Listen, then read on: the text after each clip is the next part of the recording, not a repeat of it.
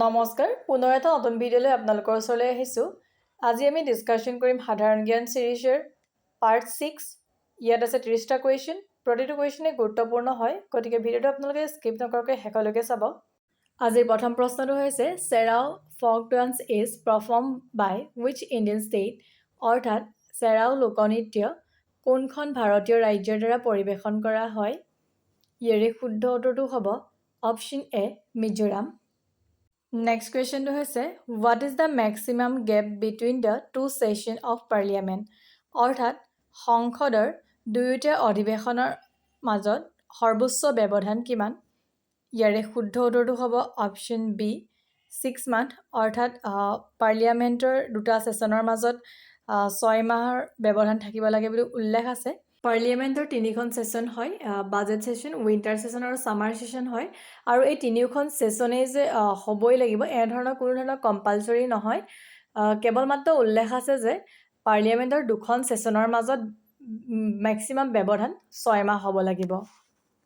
Next কুৱেশ্যনটো হৈছে which country inaugurated Pokhara regional international airport with the support of China, অৰ্থাৎ চীনৰ সহযোগত কোনখন দেশে পখৰা আঞ্চলিক আন্তঃৰাষ্ট্ৰীয় বিমানবন্দৰ উদ্বোধনী কৰিছিল। ইয়াৰে শুদ্ধ উত্তৰটো হ'ব option B Nepal. Next question হৈছে সুৱেজ canal connected which of the following water bodies, অৰ্থাৎ সুৱেজ খালে তলৰ কোনটো জলভাগক সংযোগ কৰিছে। ইয়াৰে শুদ্ধ উত্তৰটো হ'ব red C and Mediterranean C. আৰু এই সুৱেজ কেনেলটোৱে আফ্ৰিকা আৰু এছিয়াক ছেপাৰেট কৰিছে।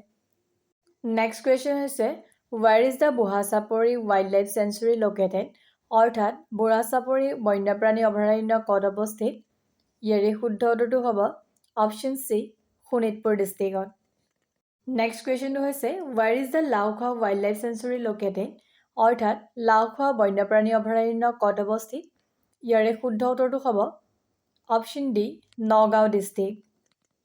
নেক্সট কুৱেশ্যনটো হৈছে what is the largest plain tribe of Assam, অৰ্থাৎ অসমৰ সৰ্ববৃহৎ ভৈয়ামৰ জনজাতি কোনটো। ইয়াৰে শুদ্ধ উত্তৰটো হ'ব অপশ্যন চি বড়ো। অন্যহাতে মিচিংসকল হৈছে অসমৰ দ্বিতীয় সৰ্ববৃহৎ ভৈয়ামৰ জনজাতি। নেক্সট কুৱেশ্যনটো হৈছে what is the largest tribe of India, অৰ্থাৎ ভাৰতৰ সৰ্ববৃহৎ জনজাতিটোৰ নাম কি। ইয়াৰে শুদ্ধ উত্তৰটো হ'ব অপশ্যন এ ভিল। ভিল হৈছে ভাৰতৰ সৰ্ববৃহৎ জনজাতি। অন্যহাতে দ্বিতীয় সৰ্ববৃহৎ হৈছে গোণ্ড আৰু তৃতীয় সৰ্ববৃহৎ হ'ব চান্থেল।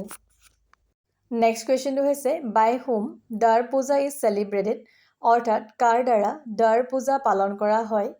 ইয়াৰে শুদ্ধ উত্তৰটো হ'ব অপশ্যন এ কোচ ৰয়েল ফেমিলি, অৰ্থাৎ কোচ ৰাজ পৰিয়ালৰ দ্বাৰা দাৰ পূজা পালন কৰা হয়। এই পূজা পালন কৰা হয় দৰং জিলাৰ মহানপুৰত। আৰু এই পূজাৰ মূলতে বীৰ চিলাৰায়ৰ যুদ্ধত ব্যৱহৃত যি তৰোৱাল আছিলে সেই তৰোৱালখনক খানজাৰী নামেৰে জনা যায়। এই খানজাৰীখনক তেওঁলোকে পূজা অৰ্চনা কৰে। নেক্সট কুৱেশ্যনটো হৈছে name the first Assamese to receive Assam Ratna award, অৰ্থাৎ অসম ৰত্ন বঁটা বিজয়ী প্ৰথম অসমীয়া ব্যক্তি কোন। ইয়াৰে শুদ্ধ উত্তৰটো হ'ব option C doctor Bhupen Hazarika.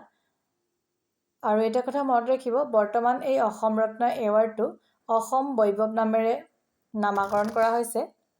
Next কুৱেশ্যনটো হৈছে who was the Mughal empire during the battle of Saraighat, অৰ্থাৎ শৰাইঘাটৰ যুদ্ধৰ সময়ত মোগলৰ সম্ৰাট কোন আছিল।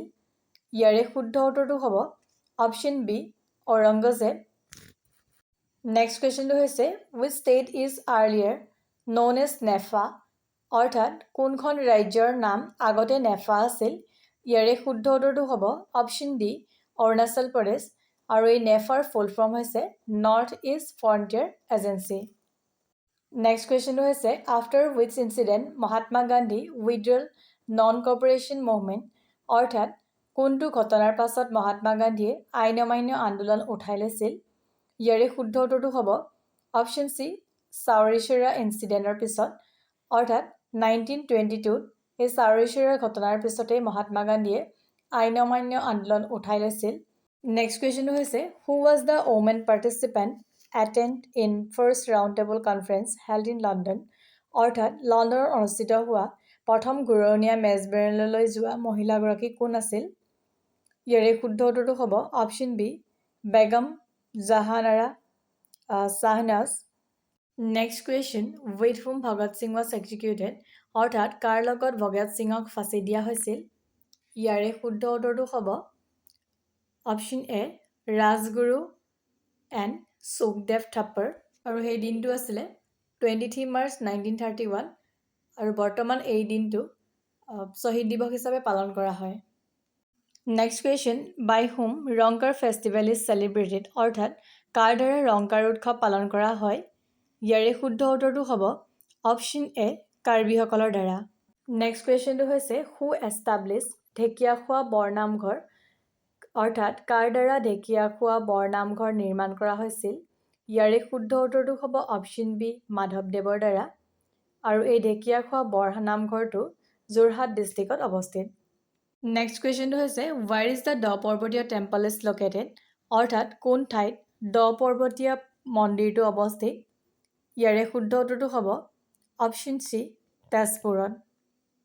নেক্সট কুৱেশ্যনটো হৈছে who issued voter card to the Indian citizen? অৰ্থাৎ কোনে ভাৰতীয় নাগৰিকক ভোটাৰ কাৰ্ড প্ৰদান কৰে? ইয়াৰে শুদ্ধ উত্তৰটো হ'ব option A election commission of India. মনত ৰাখিব, পৰীক্ষাত সুধি দিব পাৰে যে বৰ্তমান ভাৰতবৰ্ষৰ চিফ ইলেকশ্যন কমিশ্যনাৰগৰাকী কোন? তেওঁ হৈছে ৰাজীৱ কুমাৰ। নেক্সট কুৱেশ্যনটো হৈছে who is the commander in chief of Indian arm force? অৰ্থাৎ ভাৰতীয় সেনাবাহিনীৰ মুখ্য সেনাধ্যক্ষ কোন? ইয়াৰে শুদ্ধ উত্তৰটো হ'ব অপশ্যন চি প্ৰেছিডেণ্ট। অৰ্থাৎ ভাৰতীয় ৰাষ্ট্ৰপতিয়ে হৈছে ভাৰতীয় সেনাবাহিনীৰ মুখ্য সেনাধ্যক্ষ। নেক্সট কুৱেশ্যনটো হৈছে what is the eligible age to contest in Lok Sabha elections in India? অৰ্থাৎ ভাৰতীয় লোকসভা নিৰ্বাচনত প্ৰতিদ্বন্দ্বিতা কৰাৰ যোগ্য বয়স কিমান? ইয়াৰে শুদ্ধ উত্তৰটো হ'ব অপশ্যন চি 25 বছৰ। Next question who is the chairman of Rajya Sabha? অৰ্থাৎ ৰাজ্যসভাৰ অধ্যক্ষ কোন?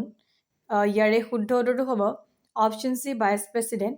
কেতিয়াবা পৰীক্ষাত এক্স অফিচিয়েল চেয়াৰমেন বুলিও দিব পাৰে, তেতিয়া কনফিউজন নহ'ব, আনচাৰ ছেইমেই হ'ব।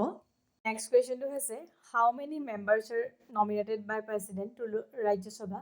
অৰ্থাৎ ৰাষ্ট্ৰপতিৰ দ্বাৰা কিমানজন ব্যক্তিক ৰাজ্যসভালৈ মনোনীত কৰা হয়? ইয়াৰে শুদ্ধ উত্তৰটো হ'ব অপশ্যন চি 12জন ব্যক্তিক ৰাজ্যসভালৈ ৰাষ্ট্ৰপতিৰ দ্বাৰা মনোনীত কৰা হয়। আৰু বৰ্তমান অসমৰ পৰা এজন ব্যক্তিক ৰাজ্যসভালৈ মনোনীত কৰিছে ৰাষ্ট্ৰপতিৰ দ্বাৰা, তেওঁ হৈছে ৰঞ্জন গগৈ। নেক্সট কুৱেশ্যনটো হৈছে what is the time period of Rajya Sabha? অৰ্থাৎ ৰাজ্যসভাৰ সময়সীমা কিমান? ইয়াৰে শুদ্ধ উত্তৰটো হ'ব অপশ্যন বি 6 years। অৰ্থাৎ ৰাজ্যসভা 6 বছৰ কাৰ্যকাল হয়। মনত ৰাখিব, ৰাজ্যসভা কেতিয়াও ভাঙি নাযায়, অৰ্থাৎ ডিজলিউশ্যন নহয়। অন্যহাতে প্ৰতি দুবছৰৰ মূৰে মূৰে 1/3 অৰ্থাৎ 3/4 এভাগ মেম্বাৰ ৰিটায়াৰমেণ্ট হয়। নেক্সট কুৱেশ্যনটো হৈছে হাউ মেনি টাইম টুক to complete the Indian constitution? অৰ্থাৎ ভাৰতীয় সংবিধান প্ৰস্তুত কৰিবলৈ কিমান সময় লাগিছিল? ইয়াৰে শুদ্ধ উত্তৰটো হ'ব 2 years 11 months 18 days। অৰ্থাৎ 2 বছৰ 11 মাহ 18 দিন সময় লাগিছিল। নেক্সট কুৱেশ্যনটো হৈছে who is the largest producer of jute? অৰ্থাৎ মৰাপাট উৎপাদন সৰ্বাধিক ক'ত হয়? ইয়াৰে শুদ্ধ উত্তৰটো হ'ব অপশ্যন বি বাংলাদেশ। অন্যহাতে ভাৰত হৈছে মৰাপাট উৎপাদনত দ্বিতীয়। নেক্সট কুৱেশ্যন হু বিল্ড তলাতল ঘৰ? অৰ্থাৎ তলাতল ঘৰ কোনে নিৰ্মাণ কৰাইছিল? ইয়াৰে শুদ্ধ উত্তৰটো হ'ব option B Rajeshwar Singh. Next question who led the Panimua rebellion? অৰ্থাৎ পানীমোৱা বিদ্ৰোহ কোনে নেতৃত্ব দিছিল? ইয়াৰে শুদ্ধ উত্তৰটো হ'ব option C the Ahom officials.